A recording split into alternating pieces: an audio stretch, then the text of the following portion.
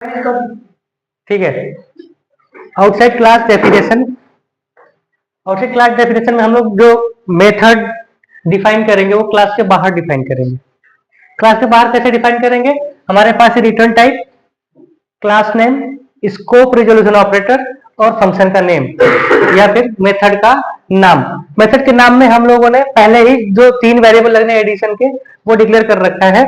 First number C out के through हम passage print करेंगे, फिर सी इन के थ्रू वैल्यू जो है, जो यूजर वैल्यू देगा उसको हम नंबर में स्टोर करेंगे। सिमिलरली फॉर सेकेंड वेरिएबल और सेकेंड नंबर, और फिर हम दोनों नंबर को जोड़कर ऐड में क्या कर लेंगे? स्टोर कर लेंगे। स्टोर करने के बाद उसको हम प्रिंट कर देंगे। This is the definition of add function या ऐड मेथड। मेथड को हम क्या बोलते हैं? फंक्शन बोलते हैं। मेथड क्या बोलते हैं? फंक्शन बोलते हैं। अब यहां तक क्लास हो गया हमारा, एक्सेस स्पेसिफायर हो गया, उसमें वेरिएबल डिक्लेरेशन हो गई, सारी चीजें हो गई। क्लास हमारा क्या हो गया? एंड हो गया, फंक्शन डिफाइन हो गया। अब हम कहां पे चलेंगे? मेन में। मेन में जाने के बाद हम सबसे पहले क्लास का ऑब्जेक्ट क्रिएट करेंगे। क्या करने वाले हैं? सबसे पहले ऑब्जेक्ट क्रिएट करने वाले हैं। तो ऑब्जेक्ट क्रिएट करने के लिए हमारे पास सबसे पहले क्या करते हैं? क्लास का नाम लिखते हैं। The name of this class is addition. ठीक है, एडिशन नाम है। उसके बाद एडिशन के बाद तुरंत हम क्या कर देते हैं? ऑब्जेक्ट का नाम।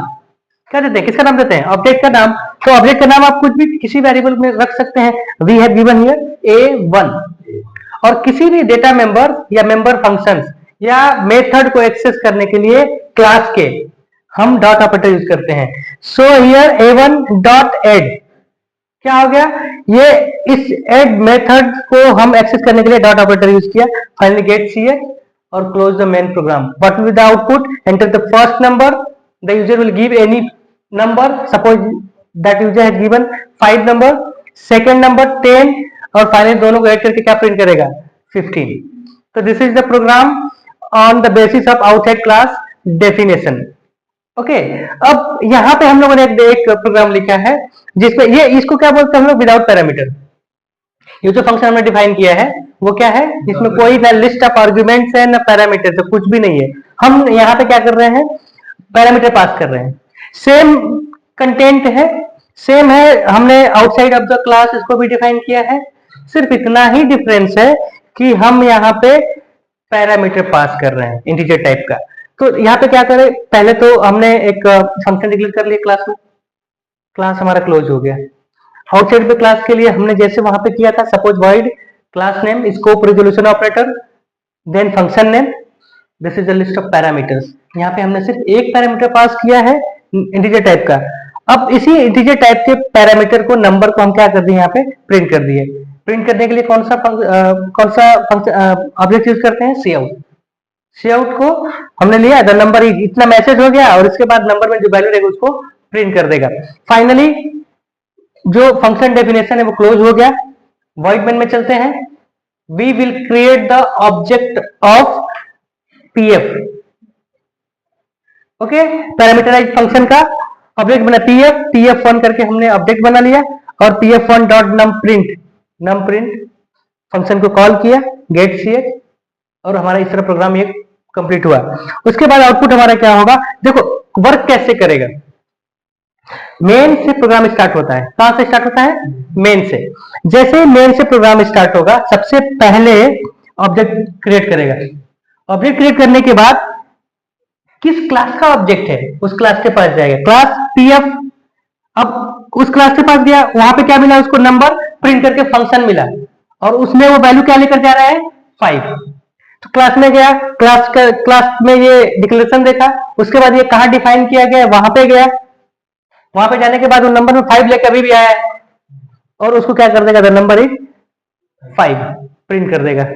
तो इस तरह जो भी कॉन्सेप्ट है आउटसाइड क्लास का, तो क्लास में कैसे मेंबर फंक्शन डिक्लेयर करते हैं, कैसे डेटा मेंबर डिक्लेयर करते हैं, ये सारी चीजें हमने 1 बाय 1 देखा। मेथड में हम लोगों ने विदाउट पैरामीटर देखा और विथ पैरामीटर भी देखा। दोनों प्रोग्राम आपके बोर्ड पे हैं। Okay, is there any doubt, question, query?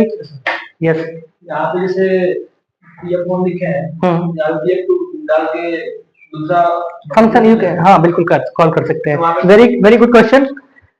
You can give pf2 also for that pf2 dot number print, suppose you are giving here, it will print the 10. आप जितने object बनाना चाहते हैं बना लीजिए, आपको सिर्फ क्या करना है, कॉल करना है, अलग अलग नंबर क्या करने हैं, पास करने हैं। समझ में आया? Still do you have any query, any doubt? Because after that we will start the constructor. After that we will start the constructor.